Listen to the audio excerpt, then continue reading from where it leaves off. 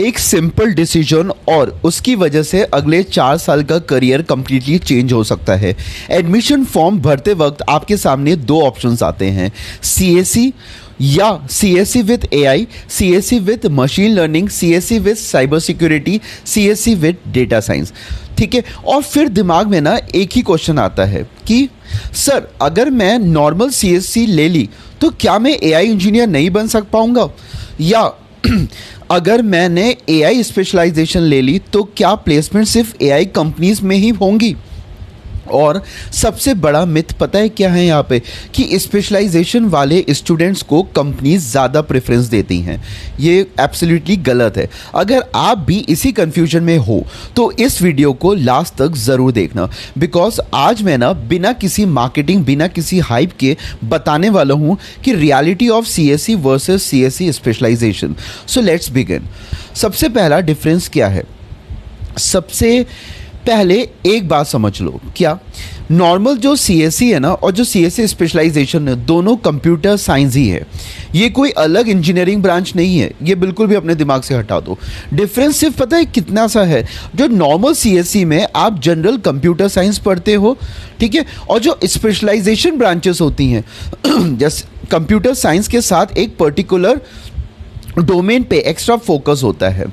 For example artificial intelligence, machine learning, data science, cyber security, cloud computing, internet of things, बस इतना ही difference है। ठीक है, बाकी जो फाउंडेशन है वो ऑलमोस्ट सेम होता है, या तो सीएस लो या तो सीएससी स्पेशलाइजेशन। फर्स्ट ईयर और सेकेंड ईयर में क्या डिफरेंस है अगर हम लोग बात करें इस पे, यहाँ बहुत स्टूडेंट्स ये कंफ्यूज हो जाते हैं कि रियलिटी ये है कि फर्स्ट ईयर ऑलमोस्ट सेम होता है, जिसमें आपके सारे सब्जेक्ट सेम होंगे। फिजिक्स हो गया, केमिस्ट्री हो गया, मैथमेटिक्स हो गया, प्रोग्रामिंग आ जाता है, इंजीनियरिंग के सब्जेक्ट्स हो जाते हैं, सब ऑलमोस्ट आइडेंटिकल होते हैं दोनों में।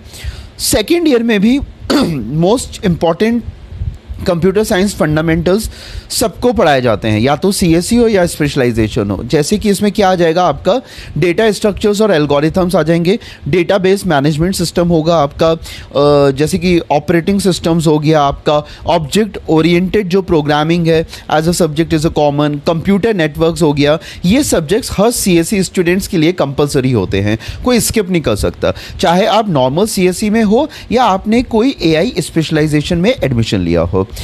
अब थर्ड हम लोग बात करते हैं कि थर्ड ईयर से क्या चेंज हो जाता है। एक्चुअल डिफरेंस ना थर्ड ईयर से स्टार्ट होता है।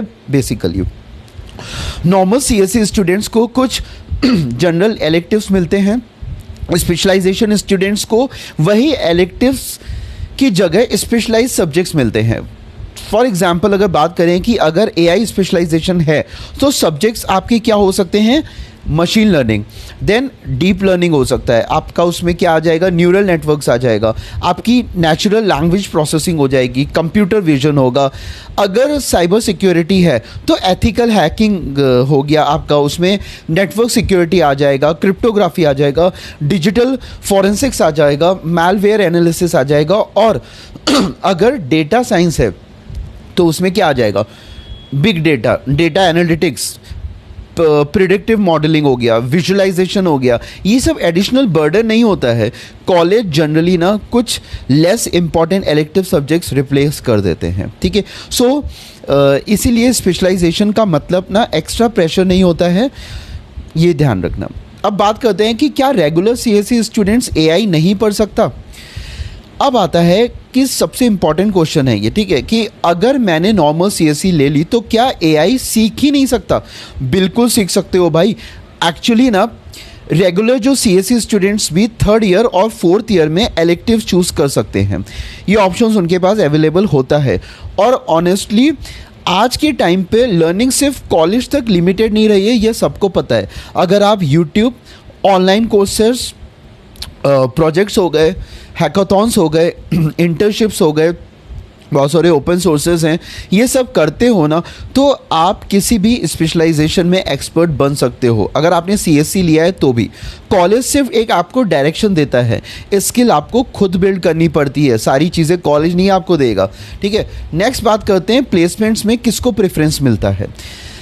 अब आता है सबसे इंपॉर्टेंट टॉपिक, प्लेसमेंट्स, क्योंकि अल्टीमेट गोल क्या है भैया, जॉब प्लेसमेंट्स। तो बहुत स्टूडेंट्स क्या सोचते हैं कि एआई स्पेशलाइजेशन वाले को एआई कंपनी डायरेक्ट हायर कर लेगी, बट रियलिटी ना इतनी सिंपल भी नहीं है जितनी आपको लग रही है। कंपनी सबसे पहले क्या देखती है पता है, आपका डीएसए देखेगी, आपका प्रॉब्लम सॉल्विंग एबिलिटी को चेक करेगा, आपकी प्रोग्रामिंग बेसिक्स को देखेगा, डीबीएमएस हो गया, ऑपरेटिंग सिस्टम्स हो गया, कंप्यूटर नेटवर्क्स हो गए, ऊप्स के कॉन्सेप्ट्स हो गए, communication skills, it's a very important thing, communication skills, आपने जो प्रोजेक्ट्स किए हैं वो कैसे हैं, इंटर्नशिप्स आपने कहाँ किए, ऐसे सर्टिफिकेट के लिए तो नहीं किया है, ये सब ये ही प्लेसमेंट के पिलर्स हैं। अगर ये स्ट्रॉन्ग नहीं है ना तो सिर्फ स्पेशलाइजेशन का नाम प्लेसमेंट गारंटी नहीं करता। और अगर फंडामेंटल्स आपके स्ट्रांग हुए हैं ना, कर लिए ना, तो नॉर्मल सीएससी स्टूडेंट भी एआई रोल क्रैक कर सकता है बहुत ही easily. So remember this line कि companies hire skills not just specialisation names.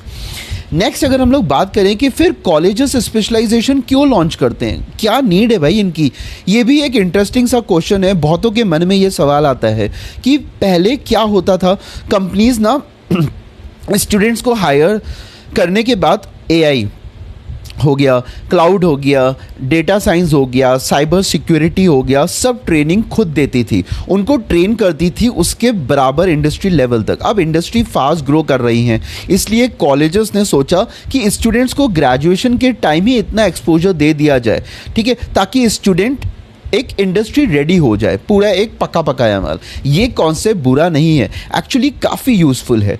बस स्टूडेंट्स को ये समझना बहुत ज़रूरी है, ये समझना चाहिए कि डिग्री से ज़्यादा इम्पॉर्टेंट लर्निंग होती है।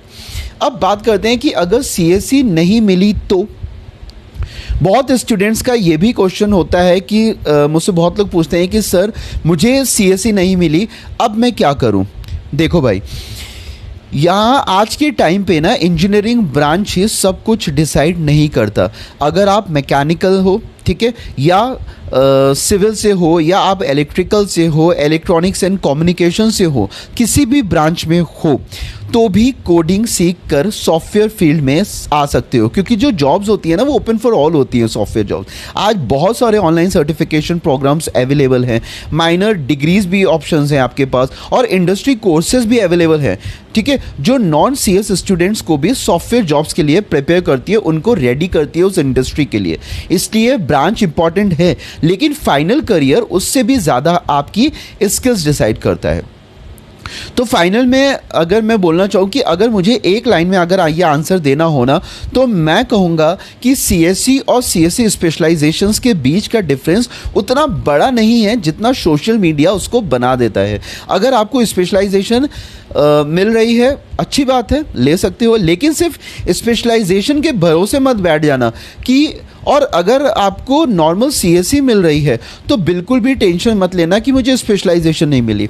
स्ट्रॉन्ग फंडामेंटल्स, डेली कोडिंग की practice, projects, internships, communication skills, ये ना सब मिलकर एक प्लेसमेंट आपको दिला देगा, ठीक है, अच्छा प्लेसमेंट। डिग्री सिर्फ एंट्री टिकट की तरह है, करियर आपकी स्किल्स को बनाता है, ये याद रखना।